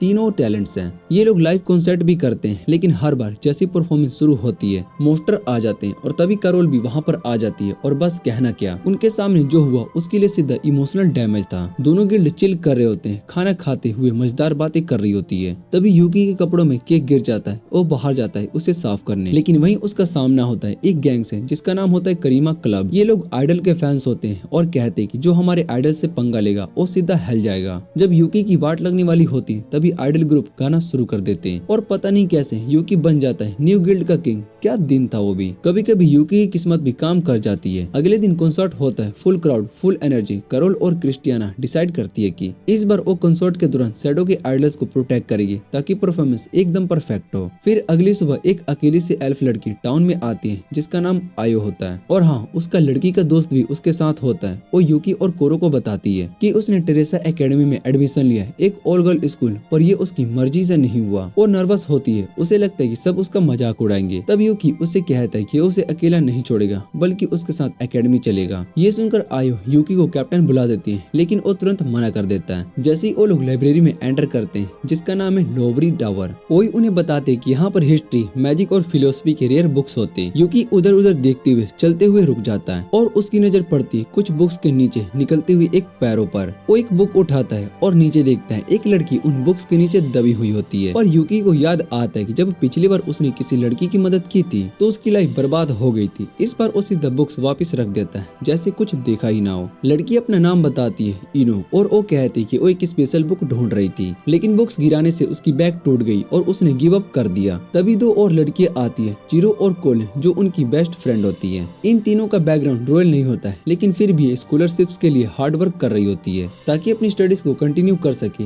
इस बार उनकी मदद मांगती है एल और गवर्नमेंट गिल्ड से एक अजीब मिस्ट्री सोल्व करने के लिए। बात कुछ यूँ थी कि उनके स्कूल के पीछे एक जंगल के रास्ते में ग्रीन गार्डियंस नाम के कुछ स्ट्रेंज फिगर खड़े होते हैं जो एकेडमी तक जाने का रास्ता ब्लॉक कर रहे हैं। यूकी, कोरो और ओआई को जब पूरा सीन बताया जाता है तो तीनों बिना टाइम वेस्ट किए फॉरेस्ट एक्सपेडिशन पर निकल पड़ते हैं राज जानने के लिए। जैसे जैसे वो लोग जंगल के अंदर जाते हैं उन्हें एक अजीब सा ग्रेवयार्ड मिलता है जिसका होना एल के लिए सरप्राइज था क्योंकि वो फॉरेस्ट काफी अच्छे से जानती थी। ग्रेव स्टोन पर कुछ अजीब सिंबल बने होते हैं और सबसे स्ट्रेंज बात, वो लोग बार बार उसी ग्रेवयार्ड के पास पहुंच जाते हैं चाहे कहीं से भी चले, जैसे कोई लूप में फंस चुके हो। कंफ्यूज होकर उन्हीं अपने रोजेसा स्टोन का सहारा लेती है, लेकिन उसे जो रिस्पॉन्स मिलता है वो और भी ज्यादा डिस्टर्बिंग होता है। सब लोग काफी घबरा जाते हैं और बिना कुछ सोचे वापस से मुड़ जाते हैं। तभी उनका सामना होता है ग्रीन गार्डियन से, जो असल में कुछ स्क्रीक्रो जैसे फनी दिखने वाले फिगर्स होते हैं जिन्हें ओआई ने खुद बनाया होता है सिर्फ कम्युनिकेशन करने के लिए। वो काफी ऑकवर्ड फील करती है और सबकी गर्दन घुमाकर उनका मुंह बंद करवा देती है, ऑब्वियसली मजाक में, लेकिन मोमेंट काफी एम्बैरेसिंग होता है। और फिर स्टोरी और भी स्ट्रेंज हो जाती है। एकदम से एल बेहोश हो जाती है स्केलेटन आर्मी के सडन अटैक से और सब कुछ ग्लिच होने लगता है जैसे कोई ड्रामा या फिर अल्टरनेट वर्ल्ड शुरू हो गया हो। देखते ही देखते यूकी, प्रिन और यूनी किसी और दुनिया में होते हैं जहाँ एक बहुत ही दर्द भरी कहानी छुपी होती है। प्रिन उस वर्ल्ड के ट्रेजिक पास्ट को समझ जाती है और स्केलेटन किंग के मैसिव पीस को पूरा करने के लिए एक ब्लड स्टेप लेती है, लेकिन सब कुछ इतना सिंपल नहीं होता है। एक पावरफुल विच से इंटेंस फाइट होती है और उसके डिस्ट्रक्शन से यूकी के अंदर तक का हिल जाता है और तभी यूकी की आंख खोलती है। सब कुछ एक सपना था, लेकिन ड्रीम के बारे में सोचने का टाइम नहीं मिलता। प्रिन उन्हें तुरंत एक नए मिशन पर ले जाती है। अभी वो लोग ठीक से संभले भी नहीं थे कि एक कोलोसल मॉन्स्टर उनका पीछा करना शुरू कर देता है और इस बार उसका टारगेट होता है फ्लैश। फाइट के बीच में यूकी एक बड़े से बर्ड के हाथों में हवा में उड़ जाता है और सब कुछ ब्लर हो जाता है। लकीली मकोटो और क्वेन गिल्ड के मेंबर्स जो बीस्ट फॉल की हेल्प में एक्सपर्ट होते हैं टाइम से पहुंच जाते हैं और यूकी को बचा लेते हैं। सब मिलकर मॉन्स्टर को हराते हैं और फाइनली जब धूल बैठती है, एनी, कोरो और यूकी मॉन्स्टर की मीट से एक रॉयल फीस्ट रेडी करते हैं। मकोटो और कोन के लोग खुद भी हैरान होते हैं और थोड़ा अनईजी भी, क्योंकि उनके जानकारी में एक और मिस्ट्री चल रही होती है। आइलैंड पर कैसे शैडोज उभर रहे, उनकी इन्वेस्टिगेशन। एनी समझ जाती है कि कौन इसमें काफी कैपेबल है, इसलिए वो अपना सपोर्ट ऑफर करती है उनकी इन्वेस्टिगेशन में। मिशन के दौरान करोल का मन एक ही चीज में अटका रहता है, ओ रिंग जो कि हर मेजेस्टी ने उसे दी थी। और जैसे ही सूरज ढलता है उनका सामना होता है एक और शैडो ग्रुप से, लेकिन इस बार वो रेडी थे और फाइट के बाद जीत उनकी होती है। सब कुछ शांत लग रहा होता है, तभी उनकी जिंदगी में एक और नई शैडो जो दिखती तो काइजर जैसी थी लेकिन बिल्कुल भी एग्रेसिव नहीं थी। उस शैडो को उन्होंने नाम दिया किरी और उसे अपने साथ ले लिया, इस उम्मीद में कि शायद से शैडो के बारे में कुछ और जानने को मिले। अगली सुबह सभी शैडोज को एक जगह इकट्ठा होते हुए देखते हैं, एक गोलेम के आसपास जो कि बिना किसी एफर्ट के उन्हें हराता जा रहा था। और फिर रात को एक लड़की मिलती है जो कि खुद को मेटामोर इगोरेंट बताती है। वो कहती है कि शैडोज उसके पीछे पड़े और उसका असली शिकार उसकी गोलेम के अंदर ट्रैप्ड है। जब उसे पता चलता है कि यूकी अपनी यादों को खो चुका है तो वो सबको वार्न करती है कि जल्दी से विलेज के लोगों को एवेक्यूएट करो क्योंकि एक बड़ा सा अटैक होने वाला है। लेकिन प्रॉब्लम ये होती है कि उनके पास इतने लोगों के लिए कोई भी बड़ा बोट नहीं होता। तो सब मिलकर डिसाइड करते हैं कि गोलेम और शैडोज का सामना सीधा करना पड़ेगा। वो गोलेम के अंदर जाते हैं जहाँ पर उन्हें एक लड़की दिखाई देती है जो एक क्रिस्टल के अंदर बंद होती है। वो शैडो से लड़ते हैं लेकिन एंड में उन्हें गोलेम बाहर फेंक देता है। सब हार मान जाते हैं लेकिन प्रिन नहीं, वो अकेली गोलेम पर अटैक करती रहती है जब तक कि उसकी सारी पावर्स खत्म नहीं हो जाती। और तभी अचानक से वो टेलीपोर्ट हो जाती है लैंडासोल कैसल के अंदर। उसके जाते ही सब शॉक्ड हो जाते हैं और शैडोज के अटैक विलेज की तरफ कंटिन्यू करता है। कैसल के थ्रोन रूम में प्रिन का सामना होता है उस इंसान से जिसने उसका किंगडम छीन लिया था। मोस्टरी यानी कि सेकर्स इनसाइट्स माना यानी कि काइसर उसे बताती कि उसने प्रिन को यहाँ इसलिए बुलाया ताकि उसके काइंडनेस और गुड हार्ट का टेस्ट ले सके और फिर उसके डिस्पेयर का मजा ले सके। वो क्लोरीन के अंदर दर्द का फायदा उठाकर उसे डराती है कि सब कुछ भूल जाएंगे। दूसरी तरफ किरी के कोल में कुछ वायरस घुस जाते हैं लेकिन यूकी टाइम पर पहुंच जाता है और उसे बचा लेता है। यूकी को एक फ्लैशबैक आता है जिसमें वो देखता है कि शैडोज असल में बग्स हैं जिन्हें कोई किसी पर्पस के लिए यूज कर रहा है, ना कि बस सिंपल डिस्ट्रॉय करने के लिए। लेकिन ये सब क्यों हो रहा है, किरी के पीछे सब क्यों पड़े, और ये भी एक मिस्ट्री था। किरी खुद आगे आकर कहती है कि वो बैट बनेगी ताकि शैडोज को एक लेक तक लेकर जा सके जहाँ से करोस का ग्लाइडर उन्हें मकोटो और दूसरे लोगों के पास लेकर जाएगा। लेकिन जब प्लान चल रहा होता है एक लाइट बीम किरी पर गिरती है और वो बेहोश होकर डिस्पेयर हो जाती है। यूकी हार की कोशिश करता है उसे बचाने की हीलिंग मैजिक से, लेकिन कोई फायदा नहीं होता। अपनी आखिरी सांसों में किरी सिर्फ इतना कहती है, शुक्रिया तुम सबने मेरी परवाह की। ये सुनकर सबकी आंखों में आंसू आ जाते हैं। किरी को हील करते वक्त यूकी कुछ ऐसे मेमोरीज को देख लेता है जो कि उसको देखने के लिए नहीं बनी होती है, जिसमें एक अल्टरनेटिव वर्ल्ड दिख रहा होता है जहाँ पर कासुमी एक कैट उठाए हुए होती है जिसका नाम भी किरी होता है। तभी एमेथ आती है और वो समझ जाती है कि यूकी ने गलती से एक प्रीमेच्योर मेमोरी को छू लिया था जो किसी और वर्ल्ड की थी। और फाइनली पता चलता है कि क्वीन लेब्रिनथ के पूरे इवेंट का मास्टरमाइंड थी। किरी चाहे बॉडी से चली गई हो लेकिन एमेथ उसकी कॉन्शियस को सेव कर लेती है और प्रॉमिस करती है कि वो हमेशा किरी की रक्षा करेगी। कैरी के मरने के बाद शैडो ने अपना अटैक और तेज बढ़ा दिया। यूकी और उसके दोस्तों ने भी जंग में कदम रख लिया। इस दुनिया के ओरिजिनल वर्जन में यूकी और उसकी फीमेल कंपेनियन ने काइसर के खिलाफ एक भयानक जंग लड़ी और जंग इतनी खतरनाक थी कि सभी घायल हो गए। और तभी उनके सामने एक रिश्ता एमेथ ने एक और आखिरी रास्ता रखा, या तो इस भयानक सी जंग को जारी रखे या फिर पूरी दुनिया को रीसेट कर दे। रीसेट का मतलब होता है सब कुछ शुरू से, लेकिन इस बार जीतने का एक और मौका मिलेगा। लेकिन इसके लिए यूकी को अपनी दोस्ती और पुरानी यादों का बलिदान देना पड़ेगा। दिल पर पत्थर रखकर यूकी ने वो कदम उठाया। उसने अपने दोस्तों को बचाने के लिए सब कुछ वार दिया। उसी वक्त परिन ने माना से मिलकर उसके साथ खाना खाने को बोला ताकि वो उसे समझ सके, लेकिन माना ने मना कर दिया। दूसरी तरफ परिन ने कसम खाई कि वो अपने राज्य और अपनी जिंदगी से छीन ली गई हर एक चीज को वापस करके रहेगी। वो अर्थ वापस गई, अपने दोस्तों के साथ शैडो आर्मी के खिलाफ जंग में शामिल हो गई। आसमान से उतरते वक्त उसने अपने सबसे पावरफुल अटैक किया, प्रिंसेस स्ट्राइक। उस एक वार ने भेड़ियों जैसे मोस्टर को खत्म कर दिया और लेडिस नाम के शहर के सब लोगों की जान बच गई। लेकिन पीस वापस आने से पहले एक मिस्टीरियस नाइट लोगों को मारकर शहर का सुकून बिगाड़ रहा था। लोग चैन से खाना भी नहीं खा पा रहे थे। प्रिन ने ठान लिया कि वो इस कयोस को खत्म करेगी। तभी एक और मुसीबत आ गई। एक पुल गिर गया जिसका जिम्मेदार था वैसिस फ्यूगल नाम का एक गिल्ड। ये गिल्ड खुदगर्ज स्पाइस से भरा हुआ था जिनका नाम ही था मुसीबत पैदा करना। इनमें एक लड़की थी जो कि हमेशा फ्लर्ट करती थी, एक थी जो कि अपने सपने के बारे में सोचती थी, एक थी जिसे दर्द से प्यार था, और एक थी एक पागल सी समुराई। इनका लीडर सबको ये क्वेस्ट ढूंढने के लिए भेजता ताकि अपने देश के लिए पैसा कमा सके, लेकिन इनकी पिछली हरकतें इन्हें बेकार साबित करती थी। एक बार इन्होंने एक मोस्टर को हराया भी था, लेकिन समुराई लड़की ने बॉम्ब के ऑब्सेशन में पूरा पुल उड़ा दिया जिससे वो सब कर्ज में डूब गए। इसी बीच एक रेस्टोरेंट ओनर और उसकी मेड परेशान हो गए। वो एक लाल बाल वाली लड़की को ढूंढ रहे थे जो कभी उनके रेस्टोरेंट में डांस करती थी, लेकिन अब कुछ अजीब बिहेव कर रही थी। उसने मित्सुई और ट्विलाइट कार्बन की दी हुई एक पोशन ले ली थी जिससे उसके दिमाग और शरीर दोनों पर बहुत ही बुरा असर पड़ा था। जब यूकी ने ये सुना तो वो तुरंत उस लड़की को ढूंढने के लिए निकल पड़ा। कुछ देर के बाद उसकी मुलाकात हुई का नाम की उस लाल बाल वाली लड़की से जो इस वक्त इरोटिक बुक में डूबी हुई थी। यूकी उसके बदले हुए बिहेवियर को देखकर बहुत ही हैरान रह गया। जब उसे पता चला कि ये बुक्स उसकी है ही नहीं तो उसने तुरंत उस बुक्स को जला दिया, जिसे देखकर का ने बहुत ही विरोध किया। जैसे ही वो लोग आगे बढ़े उनका सामना हुआ उस रात के शैडो से और एक और जंग शुरू हो गई। लेकिन तब एक रहस्य स्वॉर्डमैनशिप वाला इंसान उसकी मदद के लिए आया और उनसे रात को भगा दिया। का अपने गिल्डमेट से काफी गुस्सा हुई उनके ऑब्जेशन को देखकर। तभी वो लोग एक ग्रीन स्टिक की सबस्टेंस पर पहुंच गए जो कि टॉय को जिंदा कर रहा था, और ऐसे शहर में एक क्रेज पैदा हो गया था। लोग इसे खरीदने के लिए पागल हो गए। वो सब और ज्यादा इस सबस्टेंस को ढूंढने में लग गए, और ये सबस्टेंस फिर से एकदम से फटा और सब कुछ उनके साथ उड़ा गया। कोरो ने मिस्टीरियस स्वॉर्डमैन को ढूंढा और उसके घाव को ठीक किया, लेकिन रात फिर से वापस आई और टोमो वैसेस फ्यूगल की एक मेंबर ने सोचा कि शायद से ओ नाइट उनके कैप्टन है। लेकिन जब उनका असली कैप्टन मदद के लिए आया तो वो शांति की सांस ली। वो सबने देखा कि नाइट का आर्मर खाली था और ग्रीन सब्सटेंस ने उसे कंट्रोल किया था। यूकी और उसके दोस्त वहां पर पहुंच गए और सब ने मिलकर एक भयानक जंग की, जिसमें ओ मोस्ट और ग्रीन एंटिटी रात में मिलकर और भी ज्यादा ताकतवर हो गई। शहर के लोग इंक्लूडिंग रेस्टोरेंट ओनर उनकी मदद करने आए। धीरे धीरे उन्होंने सीपीए गिल्ड को स्ट्रिक्टली सब्सटेंस से बाहर निकाला, जिससे का को काफी इमोशनल होने का मौका मिला और तब प्रिन ने प्रिंसेस स्ट्राइक से मोस्टर को मार गिराया। उस मुश्किल के बाद टोमो अपने कैप्टन से बात करते हुए कह रही थी कि वो भरोसा करती है कि वो ही इस कयोस के लिए जिम्मेदार नहीं है। कानी ग्रुप का शुक्रिया अदा किया और लैंडिस के लोगों के लिए अपने दिल में कुछ अच्छी फीलिंग डेवलप करने लगी। चिका को देखा गया जो कि जंगल में दौड़ रही थी अपने यादों के साथ लड़ती हुई, और उसका अपना नाम भी अब उसे याद नहीं आ रहा था। इस दौरान यूकी अपनी कुछ यादों के टुकड़े महसूस कर रहा था, लेकिन कोरो ने उसे फोकस करने और अपने काम पर ध्यान देने को कहा। फिर सब लंच के लिए इकट्ठा हुए और प्रिन ने एक गेम प्रपोज की, जिसमें जो सबसे आखिरी पहुंचता है उसे बिल देना पड़ता। यूकी ने रेस में हिस्सा लिया और गलती से एनी और ओमी से टकरा गया, जो बीच से भाग रहे थे, और उन्होंने बताया कि ओमी सैन के साथ रहते हैं, जो अपना नया स्टोर खोल रही थी और उन्हें गर्म लेमोंडे और फ्रेश हनी ट्रीट देना चाहती थी। लंच के दौरान उन्हें रास्ते पर चिका मिली, जो कि अपने वादों को खो चुकी थी और बेहोश हो गई थी।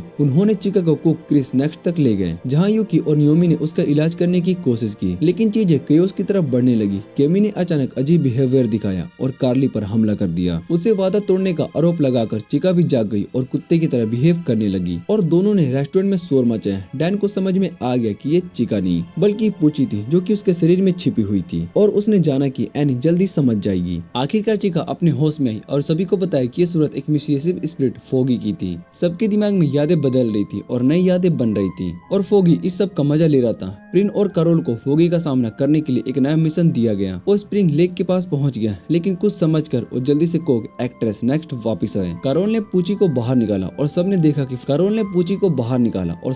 कि फोगी प्रिन के अंदर छुपा हुआ था। एक जबरदस्त अटैक भी फोगी को नुकसान नहीं पहुंचा पाया, और स्पिरिट ने अपने आप को 4 हिस्सों में बांट लिया और उल्टा लड़ाई करने लग गया। इस दौरान यूकी को अपनी पुरानी यादें याद आ गई, जब अपने दोस्तों के साथ टाइम गुजार रहा था, और फिर वो सोल टॉर किस्ट पर निकले थे। वापस आकर यूकी ने अपने प्रिंसेस नाइट सपोर्ट मैजिक को एक्टिवेट की, जिससे कि चिका और नाजोमी ने फोगी को हराया। जब कोरो ने देखा कि सब नॉर्मल हो गया, उसने यूकी की आंखों में एक नई इंटेंसिटी देखी। कोरो एक पत्र लिख रही थी, जबकि प्रिन राइस फील्ड में मेहनत कर रही थी। कोरो जब अपने कई पत्र को पोस्ट करने के लिए पोस्ट ऑफिस गई, तो उसने लड़कियां देखी जो अपने पत्र पोस्ट करने के लिए शर्मा रही थी और एक दूसरे को हिम्मत दे रही थी। अंत में वो लड़के एक तरफ हो गई और कोरो ने अपना पत्र पोस्ट कर दिया, लेकिन तभी एक गुजरा group of thieves post office में घुस गया और सारे सोना और लड़कियों के पत्र चुरा लिया। सुसाना और मिसी बच्चे हो गई थी और अपने पत्र वापस लेने के लिए। कोरो ने बताया कि उसने अपनी फेरिस को थीव्स के पीछे लगा दिया, जिससे उन्हें ट्रैक करना आसान हो गया। लड़कियों के पत्र की इतनी अहमियत क्यों थी? सुसाना और मिसी ने बताया कि उन्हें लगता है कि उनके बुरे ग्रेड्स की वजह से उनका स्कूल बंद हो गया था। वो दूसरे स्कूल में अप्लाई करना चाहती थी, लेकिन उनका रिकमेंडेशन लेटर जो उनके सपोर्टिव टीचर ने दिया था चुरा लिया गया था, और उन्हें अपने पत्र को वापस लाने में काफी जरूरी था। लड़कियों ने एक प्लान बनाया। मिसी ने थीविस को अपनी अडल्ट चार्म से डिस्ट्रैक्ट करने की कोशिश की, लेकिन वो काम नहीं आया और वो पकड़ी गई। इस दौरान करोल ने अपनी क्रिस्टियाना को देखा और उसकी पीछा करने लगी, लेकिन उसे सावधान रहने की चेतावनी मिलती है। यूकी अपनी यादों में खो गया था। उसने अपनी पुरानी एडवेंचर्स याद की और अपने पुराने दोस्तों के साथ गुजारे पल को याद किया। जब उसने अपनी ये यादें लैब बरिस्टा के साथ शेयर की, तो उसने ज्यादा कुछ नहीं बताया, लेकिन यूकी को यकीन दिलाया कि उसके पुराने दोस्त जिंदा है। अब उसके पास नए दोस्त हैं जिन्हें उसे प्रोटेक्ट करना है। जब प्रिन राइस फील्ड में काम कर रही थी, उसने अपने पास्ट सेल्फ का वर्जन देखा, जो ये सोच रही थी कि उसके दोस्तों को वो भूल न जाए। वो प्रिंसेस टियाना की कहानी यूकी, करोल और कोरो को शेयर करने में हिचकिचाती थी, क्योंकि वो डर रही थी कि अगर वो सच जानेंगे तो वो उसे दूर चले जाएंगे। सुसाना और मिसी ने अपने पत्र को की मदद से वापस ले लिया। जैसे ही सब भागकर जंगल से निकलने लगे, उनके पीछे चोर भी आ गए, लेकिन उससे पहले कोई और कुछ कर पाता। टोमो, रॉयल गार्ड और उनके टीचर एमएस लोय वहां पर अपने सोल्जर के साथ पहुंच गए। उन्होंने चोरों को हरा दिया और सबकी जान बच गई। कुछ दिन के बाद जब कोरो पोस्ट ऑफिस गई अपना लेटर भेजने, सुनैना और मिसी ने अपना लेटर वहां से वापस ले लिया। उन्हें लगा कि जब एमएस लोय उन पर भरोसा करती है तो फिर जरूरत क्या है सब कुछ बताने की।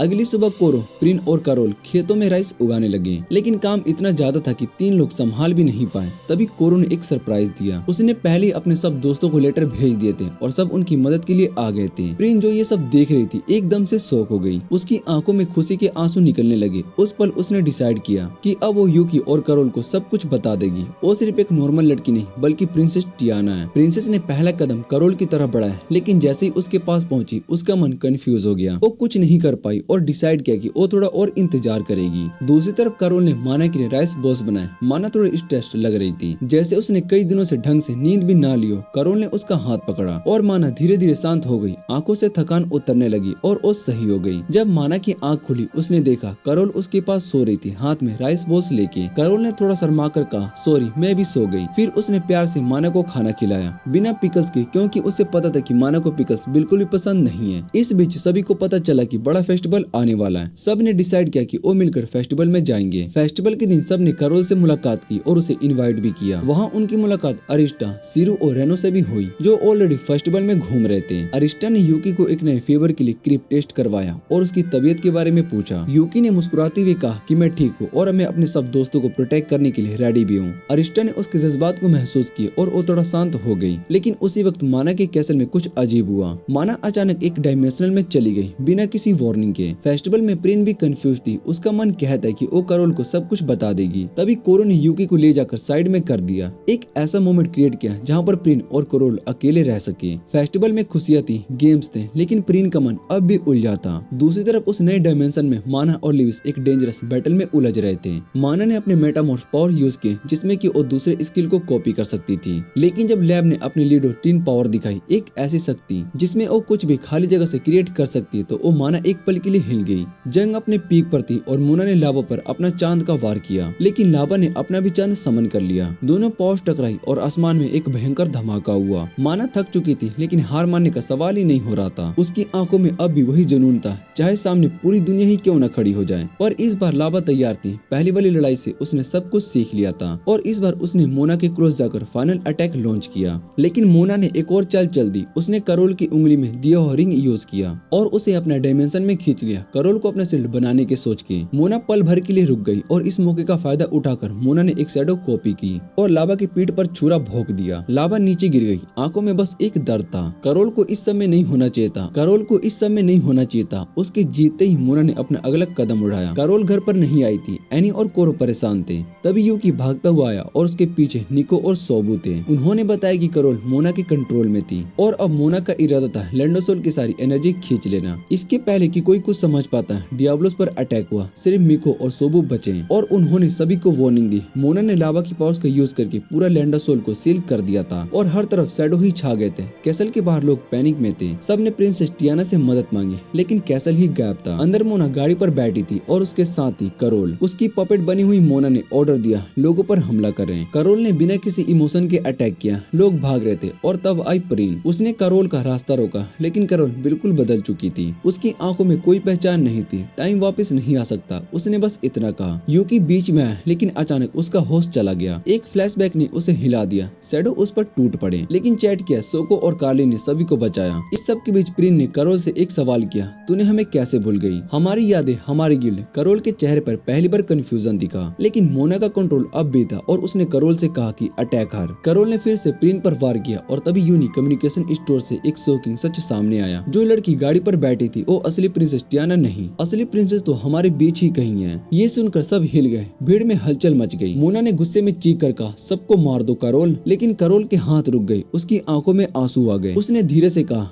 मैं ये नहीं कर सकती। करोल के मैं नहीं कर सकती के कहने के बाद मोना ने उसे पीछे हटने नहीं दिया। उसने उसके हाथ को स्ट्रिंग से कंट्रोल कर लिया और जबरदस्ती उससे अटैक करवाने लगी। लेकिन इस बार यानी ने उसे अलग किया और अपने कम्युनिकेशन स्टोन से एक लाइव ब्रॉडकास्ट चालू कर दिया, पूरी दुनिया को दिखाने के लिए कि करोल का दिल अब भी जिंदा है। उसकी आंखों में आंसू थे और उसका हर पल मोना के खिलाफ एक चुपी लड़ाई बन चुका था। ये देखते ही प्रिन खड़ी हो गई। उसने सबके सामने अपने असली रूप का ऐलान किया, मैं हूँ प्रिंसेस टियाना। उसने मोना को रोका और कहा कि वो अपना राज्य वापस लेकर रहेगी। करोल उस पर वार करने के लिए जा रही थी, लेकिन प्रिन ने हार नहीं मानी। उसने अपनी दोस्त को बचाने का फैसला किया, पर मोना इसके लिए भी तैयार थी। उसने प्रिन के सामने भेज दिया, जो अपने कैसल गार्ड का कमांडर, जो कि अब मोना के कंट्रोल में था। दूर कहीं ट्वेलाइट कार्बन के मेंबर ने एक मिशन स्टार्ट किया, जिसमें उन्हें मेटामॉर्फ लिंक्स का असली शिकार कैसल के नीचे एक आजाद करना था। लेकिन उसका रास्ता काट दिया क्रिस्टियाना ने, जो कि सोची गई तस्वीर से कहीं ज्यादा पावरफुल निकली। वहीं दूसरी तरफ कोरो अपने दोस्तों के साथ भाग रही थी। यूकी बेहोश था और हर मोड़ पर शैडो उनका पीछा कर रहे थे। तभी एक कोलोसल शैडो सामने आ गया जिसने उनके रास्ते का पुल तोड़ दिया। कोरो बेहोश हो गई, लेकिन आँख खुलती है एक अजीब सी दुनिया में जहाँ उसकी मुलाकात होती है अहमद से, एक मिस्टीरियस एंटिटी जिसमें बताया कि वही कोरो को ब्लैकआउट के लिए जिम्मेदार थी। उसने कोरो को एक की दी यूकी की पावर अनलॉक करने के लिए, साथ ही वॉर्न किया अगर यूकी कंट्रोल खो बैठा तो नतीजा बहुत ही भयानक हो गया। कोरो होश में आई और छोटी सी बच्चों की मदद से उसने उस शैडो को हरा दिया। इधर मोना और प्रिन की फाइट में प्रिन बुरी तरीके से चोट खा गई। जू ने उसको पिचकाल दिया और करोल ये सब देख नहीं पाई। उसने देखकर प्रिन से भाग गई, जाने को कहा, लेकिन मोना ने उसकी आंखों से उस दर्द से भय बहुत ही मजबूर कर दिया। उसने चीख कर प्रिन से भाग कर जाने को कहा, लेकिन मोना ने उसकी आंखों को उस दर्द से बढ़ाने में मजबूर कर दिया। तब मोना ने एक और कदम उठाया। उसने सोल टावर को जंजीरों में बांध दिया। लोग समझ नहीं पाए उसका असली प्लान क्या था। ट्वाइलाइट कार्बन अब भी क्रिस्टियाना से लड़ रहे थे, लेकिन वो भी नाइटमेयर से कम नहीं थे। तभी रुका और अनाए उनकी मदद को, लेकिन क्रिस्टियाना अब भी अनबीटेबल लगी। इको बिना किसी अंदाजे के मेटामोर लिंक्स के शरीर तक पहुंच गई, जहां एक हॉरर उसका इंतजार कर रहा था। वापस बैटलफील्ड में करोल कमजोर पड़ती जा रही थी और तभी यूकी ने मोना के मेंटल कंट्रोल कर दिया। दोनों ने मिलकर माना का सामना किया और उसी वक्त जिन बीच में आ गई और मोना के वार से प्रिन को बचाने लगी। जिन की मदद से प्रिन ने अपनी पूरी ताकत जगाई और दो जबरदस्त प्रिन स्ट्राइक के साथ माना का शैडो हरा दिया। लेकिन खुशी ज्यादा देर तक नहीं टिक पाई, क्योंकि असली माना तो नहीं थी, सिर्फ एक शैडो थी। जमीन के नीचे से असली मोना सामने आई और एक ही वार में जिन को हरा दिया। उसकी नेक्स्ट टारगेट थी प्रिन और करोल, जिनको वो अपने खतरनाक प्लान के लिए कुर्बान करना चाहती थी। लेकिन उस पल यूकी आया और उसने दोनों को बचा लिया और फाइनली मोना के सामने खुद को खड़ा किया। गवर्नमेंट गिल्ड के सभी मेंबर्स उसके लड़ाई के इकट्ठा हो चुके थे। यूकी और प्रिन ने अपना सब कुछ दांव पर लगा दिया, पर मोना तक पहुंचना आसान नहीं था। उनकी हर कोशिश फेल हो रही थी। लेकिन जब पूरे राज्य के लोग ने भरोसा दिलाया और विश्वास किया, उनके साथ खड़ा हुए, तब प्रिन ने मोना की बैरियर को तोड़ दी।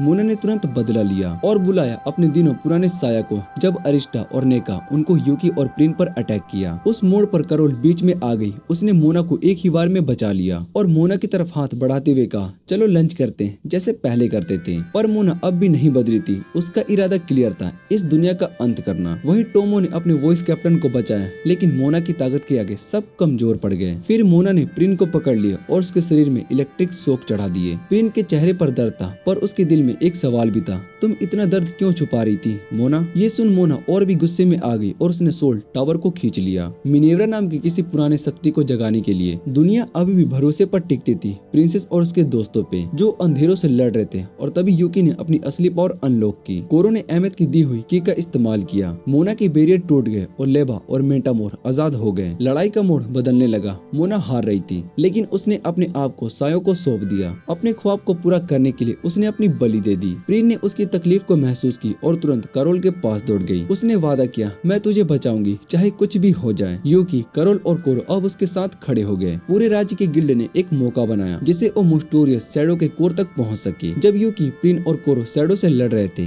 करोल कोर के अंदर चली गई और मोना को वापस लाने के लिए। पर जैसे ही मोना गिरी, करोल ने उसका हाथ पकड़ लिया। मैं तुझे जाने नहीं दूंगी। मोना चिल्लाई, मुझे छोड़ दो, लेकिन करोल ने मना कर दिया और दोनों को खींचकर आखिरकार बाहर ले ही आई। सभी वापस लैंडिस ओले लौट आए और मोना अब भी कैद थी। प्रिन ने अपने माँ बाप से मुलाकात की और राजकुमारी का ताज वापस पहना। यूकी, करोल और कोरो अपने घर लौट गए और सब फिश डिनर करने के लिए तैयारी में थे। तभी दरवाजा खुला और एक लड़की आई मुस्कुराते हुए, बोली, मैं भी गवर्नमेंट गिल्ड को ज्वाइन करना चाहती हूँ। और उसने अपना नाम बताया, मैं हूँ प्रिन। और इसी के साथ ये एनिमे यहीं पर एंड हो जाता है। अगर आपको ये वीडियो अच्छी लगे तो वीडियो को लाइक करके चैनल को सब्सक्राइब जरूर कर लेना। तो मिलते हैं अगली वीडियो में।